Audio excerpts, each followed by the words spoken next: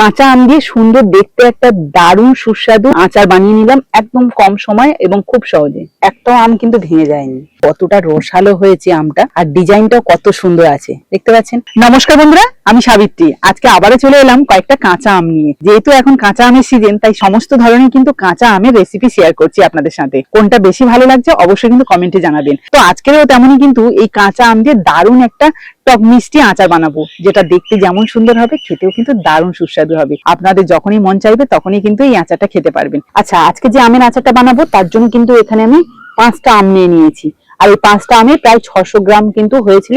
তো এগুলোকে এখন প্রথমে আমি ধুয়ে নিচ্ছি। আর একই সাইজের আম নিয়েছি, দেখতে পাচ্ছেন। আজকে আচারের জন্য কিন্তু এরকম একই সাইজের আম হলে খুব ভালো হয়। ভালো করে চটকে চটকে কিন্তু আমগুলোকে ধুয়ে নিয়েছি, যেহেতু বাজার থেকে আনার পরে এগুলোকে ধোয়া হয়নি।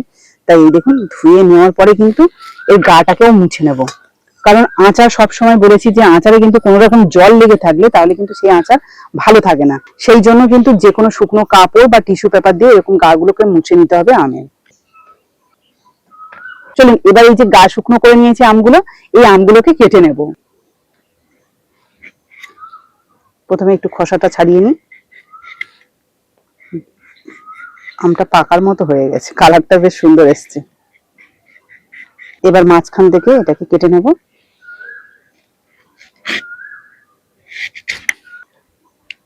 তো এবার এই আমগুলোকে আমি এরকম 2 পিস রেখে এগুলোকে কিন্তু এইভাবে কেটে নেব। জাস্ট গাটাকে এইভাবে চিড়ে নেব। এটা আপনারা চাইলে কিন্তু বটি দিয়েও করতে পারেন, তবে বটির থেকে ছুরিতে বেশি ভালো হয়। এই দেখুন, একটা কেটে নিয়েছি কি সুন্দর করে। এই যে এই সুন্দর ডিজাইনটা, এটা কিন্তু দেখতে যেমন ভালো লাগবে আচারটায়, তেমনই কিন্তু এর মধ্যে মশলাপাতিটা খুব সুন্দরভাবে ঢুকবে। এই দেখুন।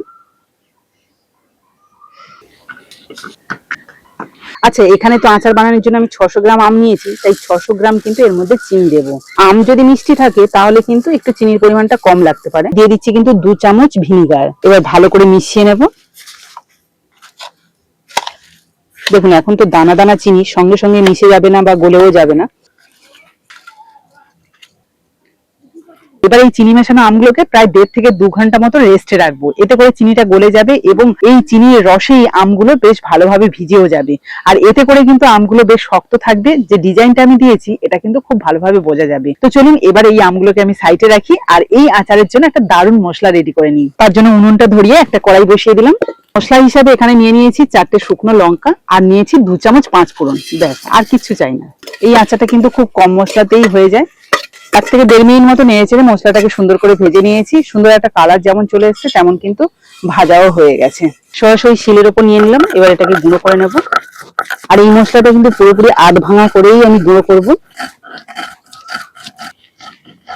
মশলাটা দেখুন আমি এভাবেই গুঁড়ো করে নিলাম।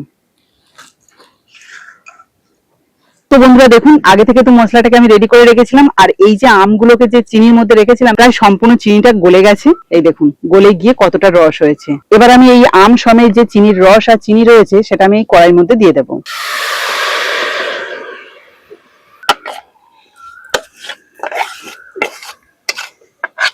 এবার মিডিয়াম আঁচ দিয়ে কিন্তু চিনিটাকে খুব ভালোভাবে গলিয়ে নেব। এই আচারের স্বাদটা যাতে ভালো আসে, মানে মিষ্টির ব্যালেন্সটা যাতে ঠিকঠাক থাকে, তার জন্য অল্প একটু নুন দিয়ে দিচ্ছি। দিয়ে দিচ্ছি 1 চিমটি মতো হলুদ গুঁড়ো, আর কালারের জন্য 1 চিমটি কাশ্মীরি লঙ্কার গুঁড়ো। এবার আমগুলোকে নাড়াচাড়া করতে হলে কিন্তু খুব সাবধানে করতে হবে, তা না হলে কিন্তু এই যে ডিজাইনটা সুন্দর থাকবে না, আমগুলো ঘেঁটে যাবে। তাই খুব সাবধানে নাড়াচাড়া করছি। দেখুন 2 থেকে 3 মিনিট মতো রেখেছি, তাতে কিন্তু চিনিটা সম্পূর্ণ ভালোভাবে গলে গেছে।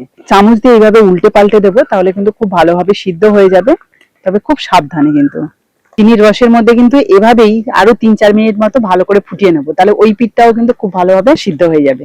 আবার সবগুলোকে উল্টে দিচ্ছি। এই দেখুন কত সুন্দর কালারটা চেঞ্জ হয়ে গেছে। মানে এই যে আমগুলো, প্রথমে যে আমগুলোকে আমি উল্টে দিয়েছিলাম সেগুলো দেখুন কতটা স্বচ্ছ হয়ে গেছে। একটা তুলে দেখাই তাহলে বুঝতে পারবেন কতটা স্বচ্ছ হয়েছে। দেখতে পাচ্ছেন, মানে এই যে চিনি শিরার মধ্যে অনেকক্ষণ ফোটানোর ফলেই কিন্তু এরকম স্বচ্ছ হয়ে গেছে। মানে মিষ্টি শিরাটা খুব সুন্দরভাবে আমের মধ্যে গেছে। তো এটা কিন্তু একটুখানি এরকম ঝোল ঝোল থাকবে।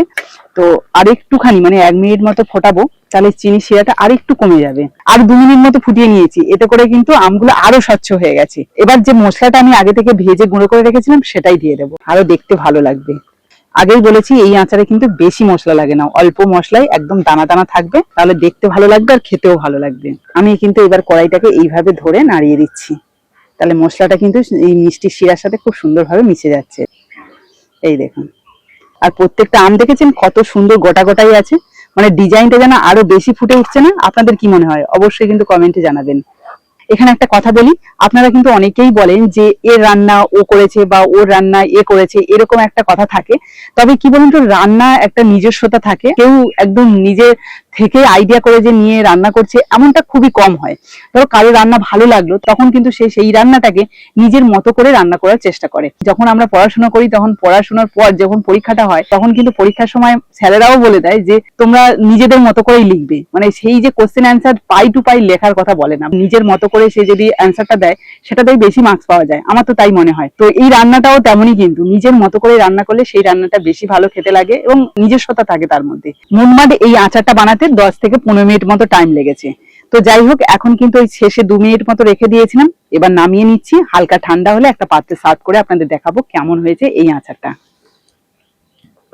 এখনই কিন্তু দারুণ লোভনীয় লাগছে, এই দেখুন। এবার একটা পাত্রে আপনাদের সার্ভ করে দেখাচ্ছি। প্রত্যেকটা আম কিন্তু গোটা গোটাই আছে, একটাও আম কিন্তু ভেঙে যায়নি।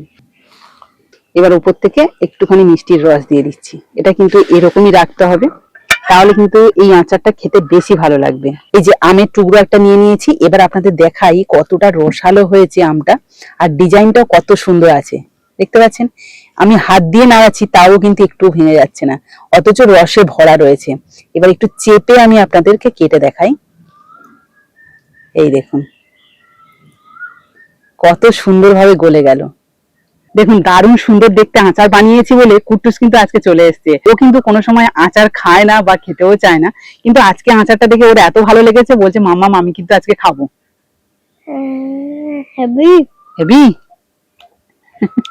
একটু গরম আছে তো, আমগুলোতে হাত দিতে পারছে না, তো এখান থেকে একটু খাওয়াই। এটাই আমরা দুজন খেয়ে দেখি, ঠিক আছে? এই আচারটা এমনই, শুধু শুধু খেতে পারবেন।